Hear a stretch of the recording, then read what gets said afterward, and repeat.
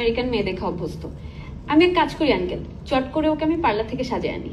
Parlour আমার যাওয়ার দরকার কি? বাসায় আঙ্কেল বিয়ে তো একবারই করবে, আর এমনি তো পার্লার মহিলাটা খুব সুন্দর সাজায়।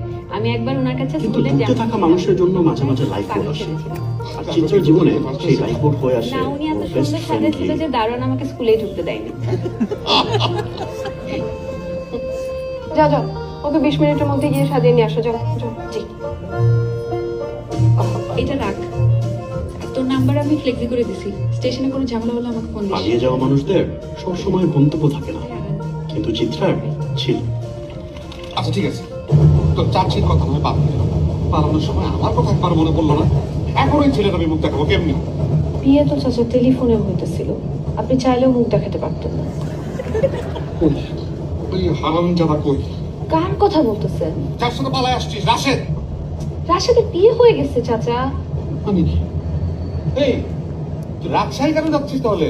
বোমা বিয়ে সেরে ফেলছিস? তোর বউকে লেগে ত্যাক্ত করতেছে, তুই এখানে হাবলার মধ্যে দাঁড়ায় আছিস কেন? তোর পড়স নাই? এই ছেলে, এই ছেলে তোর ফুসলাই নিয়ে আসছে। এই ছেলে, কেন ফসলে আনবে চাচা? আপনি কে? এই ছেলে কি বলে? হ্যাঁ, আমার ভাতিজির ফুসলাই নিয়ে আসছে, আর আমার পরিচয় জানতে চায়। আমি কি চাচা? উত্তেজিত হবো না চাচা, আমি ডক্টর আশা। হ্যাঁ, তুমি ডাক্তার কে? এই